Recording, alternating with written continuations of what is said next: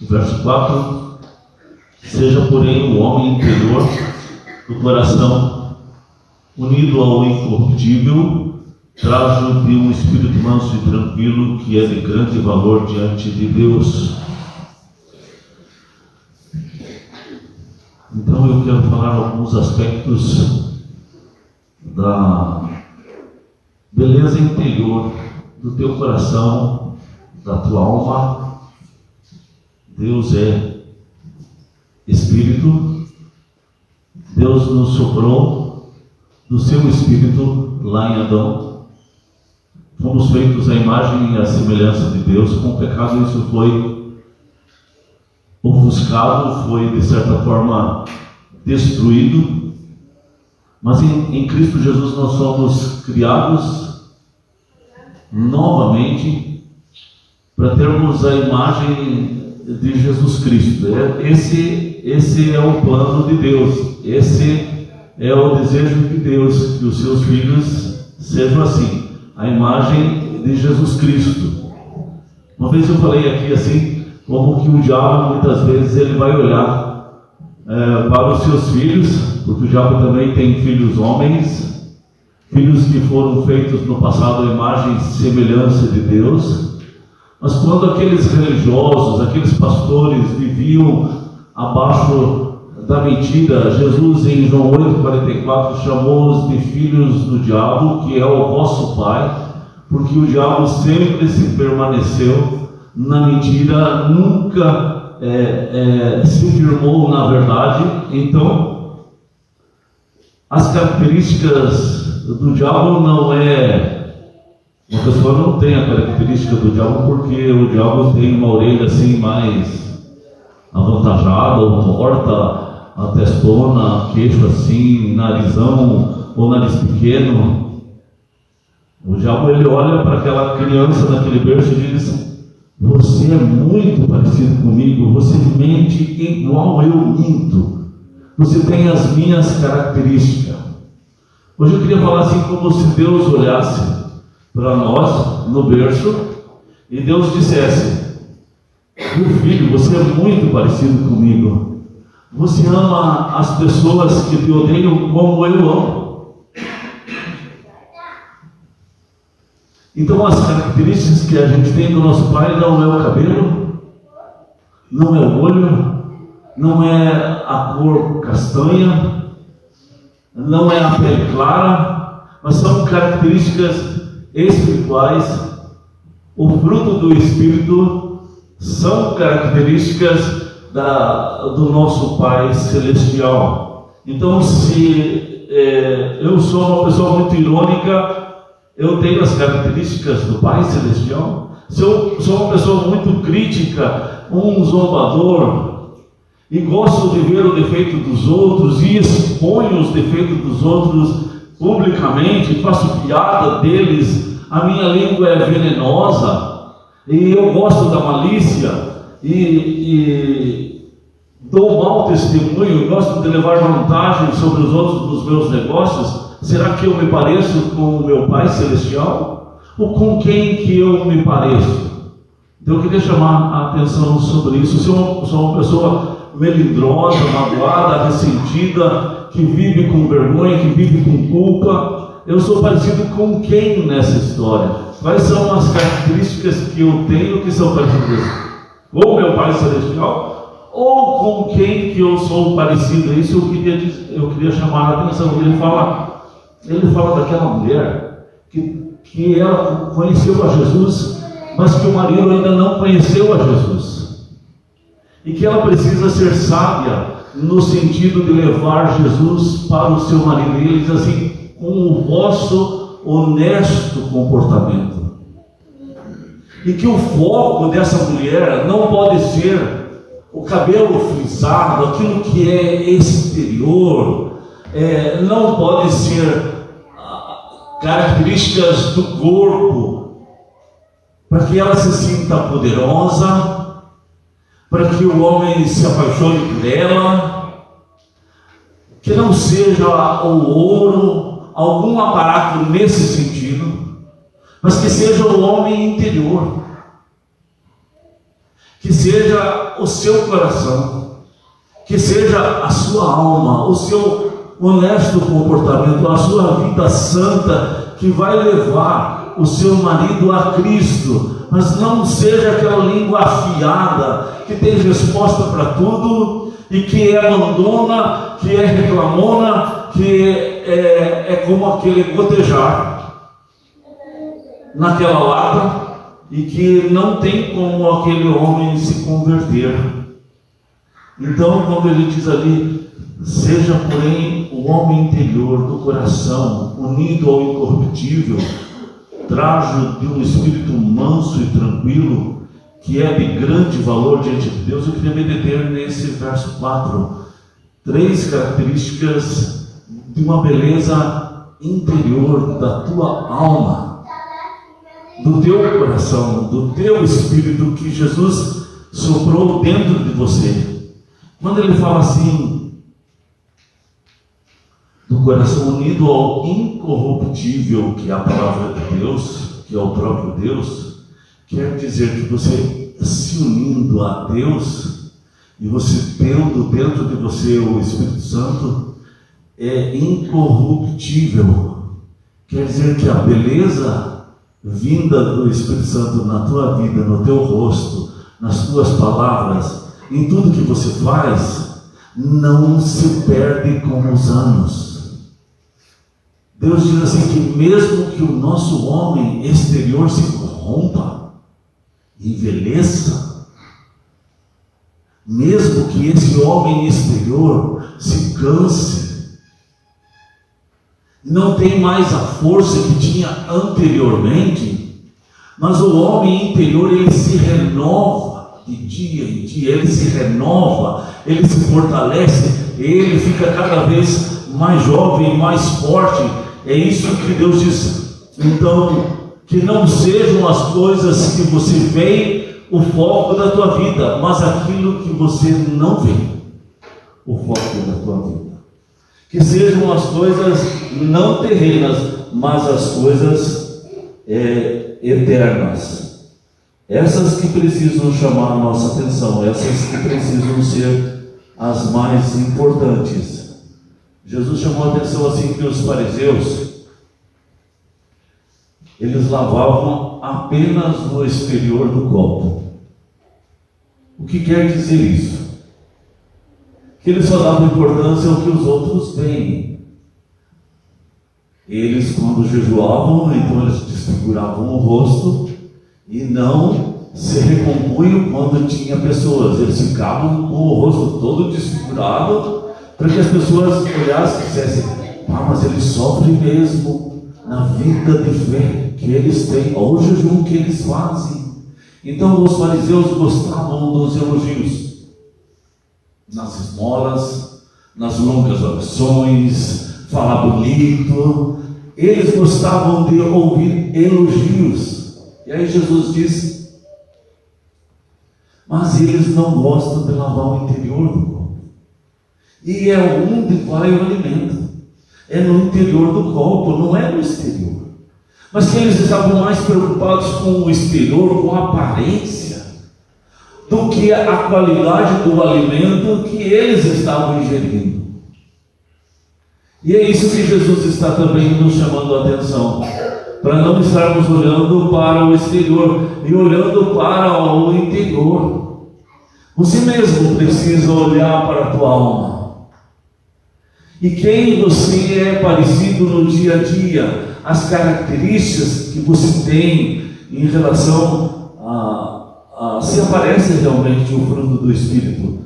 Então, a primeira beleza que aparece aqui é que essa beleza do Espírito Santo na tua vida não se perde com os anos. Pode passar os anos. No capítulo 1, verso 23, ele diz assim, você não foi feito. Você não foi regenerado por uma semente corruptível. Deus regenerou você com uma semente incorruptível. Uma semente que não se corrompe, que não apodrece. Porque ela é da parte de Deus. Porque Deus não se corrompe.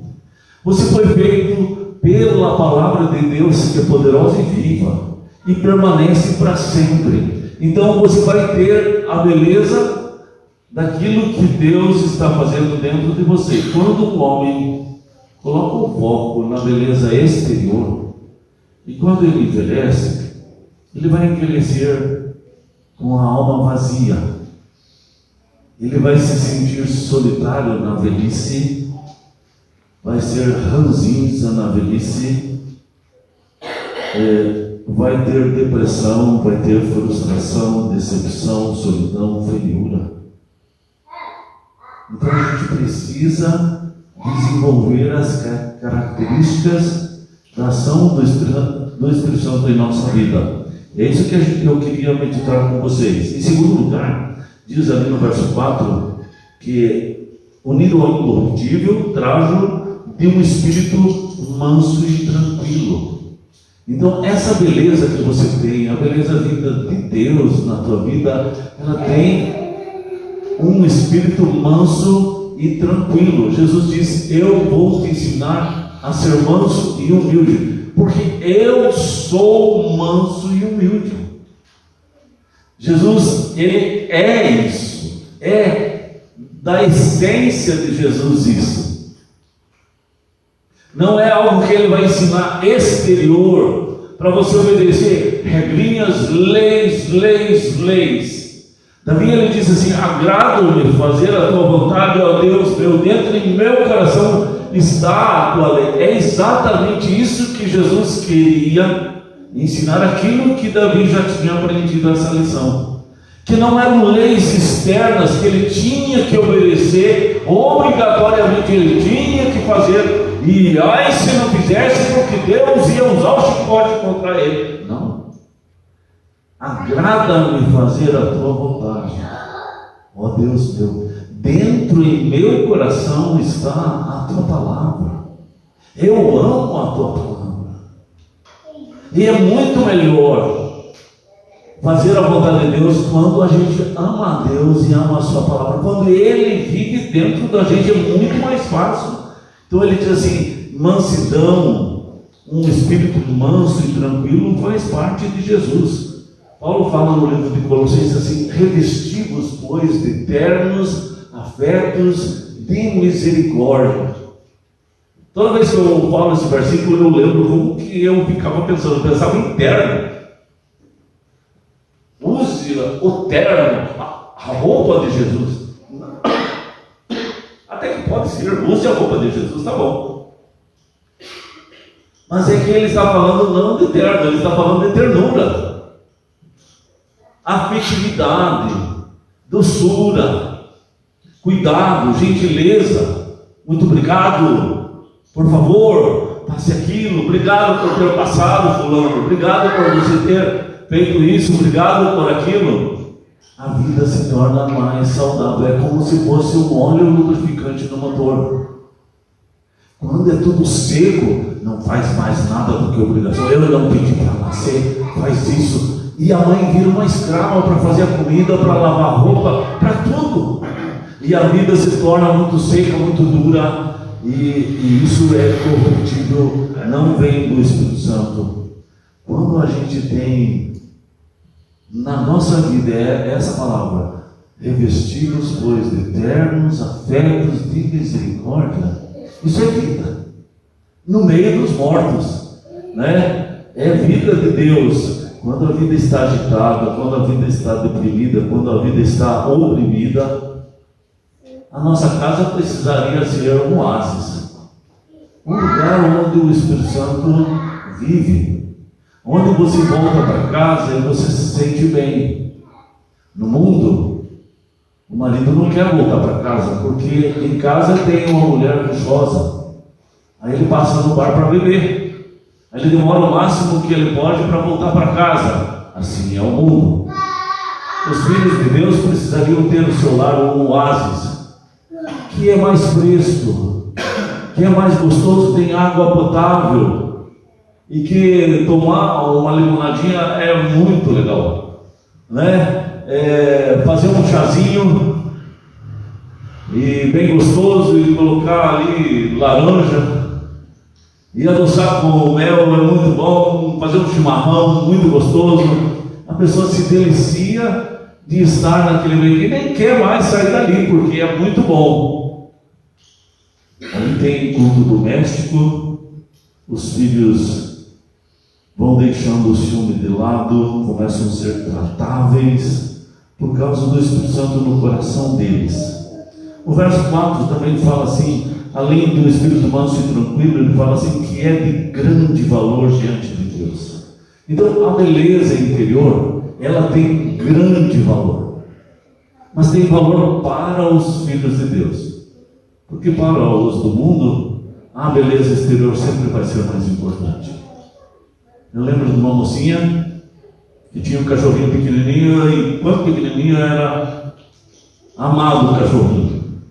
Mas o cachorrinho, ele cresceu e não ficou pequenininho sempre, e ele ficou meio deformado, com as pernas de trás muito compridas, ele ficou meio torto. Então ela já não tinha mais interesse no cachorrinho. Quem tinha que cuidar, né, é o pai dela. Cadê aqui? Não está o Cláudio aqui? Estou falando de alguém que não está presente. Então, a gente tem a tendência de olhar para a beleza exterior. Jesus olha para a beleza interior. Em 1 Samuel 16, verso 7, Deus diz, através de Samuel, Deus diz assim, Deus não vê como o homem vê. O homem vê o exterior, Deus vê o coração. Então nunca Jessé escolheria dos filhos dele Davi para ser rei, porque ele tinha muitos filhos, e filhos grandes, fortes, guerreiros, e tinha um filho mais jovem, mais franzino, que cuidava de ovelhas, mas não tinha cara de rei, não tinha perfil de rei. O homem gosta de alguém que tenha perfil. Prefeito tem que ter um perfil de advogado, presbítero tem que ter um perfil de advogado, pastor tem que ter um perfil de advogado, de médico, alguma coisa assim. E a igreja só se lasca quando toma essas decisões, e também a prefeitura só se lasca. O povo também só se dá mal quando procura esse tipo de coisa. Davi era franzino, mas ele se tornou um grande rei, vitorioso em muitas guerras. Ele guerreava, mesmo sendo franzino, ele se tornou um homem muito forte, muito inteligente, estrategista de guerra. É muito interessante ler na Bíblia as vitórias de Davi nas suas guerras. Então, Deus não vê como o homem vê, Deus vê o coração, e Ele sabe o que tem grande valor. E se você tem o Espírito Santo de Deus, você também vai saber o que tem grande valor, e você vai começar a escolher aquilo que tem grande valor do ponto de vista de Deus, e não do teu ponto de vista, que isso é o mais importante. A Bíblia diz assim que Elias, quando estava depressivo, e muito depressivo, e Elias era um homem cheio do Espírito Santo, ele chegou a ficar depressivo, e ele se escondeu numa caverna, e lá naquele lugar, diz o texto assim, que ele viu um vento muito forte, e ele viu que Deus não estava naquele vento. Depois ele viu um fogo muito forte, e ele viu que Deus não estava naquele fogo. E depois ele viu uma brisa suave, gostosa, e ele viu que Deus estava naquela brisa suave e gostosa. Sabe, quando ele fala de a gente ter um espírito sereno, lembre, sereno não desce, não se forma quando tem ventania. Em noites de muito vento não dá geada. O sereno não se forma quando tem vento. Na mente, quando a gente está muito ansioso e preocupado, e quer carregar todos os fardos, todos os problemas, normalmente não tem o Espírito Santo ali. Porque o Espírito Santo, ele age num espírito sereno, tranquilo, é em paz que se colhe os frutos da paz, e não é em guerras que se colhe o fruto da paz. Jesus diz: eu sou manso e humilde. O profeta Zacarias disse assim: não é por força e não é por violência, mas é pelo meu Espírito. Você precisa orar mais, você precisa confiar mais em mim e não na sua força. Moisés achava que pela sua força ele libertaria o povo de Israel, e ele precisou aprender que não era por esse caminho. Moisés era um dos homens mais bravos. A Bíblia diz assim que no deserto, quando ele conduziu o povo pelo deserto, ele se tornou o homem mais manso da terra. Veja o que Deus faz, né? Deus, ele é poderoso. Abraham Lincoln foi presidente dos Estados Unidos durante guerras, tempos difíceis. Tinha um homem chamado Edwin Stanton. Ele fazia piada do presidente, ele tirava sarro do presidente. Esse homem chamava Abraham Lincoln de gorila, e muitas vezes chamava ele de palhaço, sempre tirando sarro. A história conta assim que Abraham Lincoln teve muita paciência com esse homem, muita paciência. No final, você sabe o que ele fez? Não matou ele, e ele tinha até o poder de matar. Não, ele fez dele ministro da guerra, porque as pessoas mudam, as pessoas podem ser transformadas. É só a gente ter um pouco de paciência, vencer o mal com o bem, semear a palavra de Deus, e ela é viva. Diz a palavra assim que brasas vivas de Deus são amontoadas na cabeça daquela pessoa quando você vence o mal com o bem. E aquela pessoa pode ser transformada por essa palavra. Eu lembro assim da história de um pastor que ele foi morar num lugar, num prédio, e o síndico do prédio não gostava de crente. Então não tratava bem esse pastor e nem a família do pastor. Mas esse pastor, durante muitos dias e meses, sempre foi conversando com esse síndico, perguntando como é que ele estava, se ele estava bem, como é que estava a sua família, como é que estava o seu filho, ou aquela pessoa que um dia ele disse que estava doente, ele ficava perguntando, e nós estamos orando por ele. Com o passar do tempo, ele notou que o síndico não só abria a porta para a sua família, não só abria o elevador, mas muitas vezes levava as malas da sua família lá onde era o apartamento, porque venceu o mal com o bem. Lembra esses dias que a gente estava falando a respeito do testemunho do Elias Dantas, que ele contou a respeito daquela família que foi presa por aqueles 9 bandidos e que abusaram sexualmente daquela filha deles, do casal. Por 1 hora eles abusaram, e o diabo estava ali para destruir aquela família, mas não conseguiu destruir. Mas tudo que ele fez era para destruir, porque aquela jovem, ela ficou muito mal. O seu pai também. Ele era pastor de uma igreja de 200 membros. Em 6 meses tinha 12 pessoas que iam na igreja, porque esse pai queria só vingança. Ele contratou pessoas para investigar, descobrir quem eram os bandidos. Ele contratou também pessoas para matar esses bandidos. E ele só pensou em vingança e morte durante 6 meses. Ele estava se acabando. A filha estava no quarto também por 6 meses envergonhada e se acabando. E ele chega e diz para ela: ou nós vamos continuar, vamos matar essa gente e vamos definhar, se acabar com a gente, ou a gente vai ter que perdoar. E ela não sabia como fazer isso. Como vamos perdoar isso, Pai? E eles foram lutando diante de Deus, e eles aprenderam a perdoar.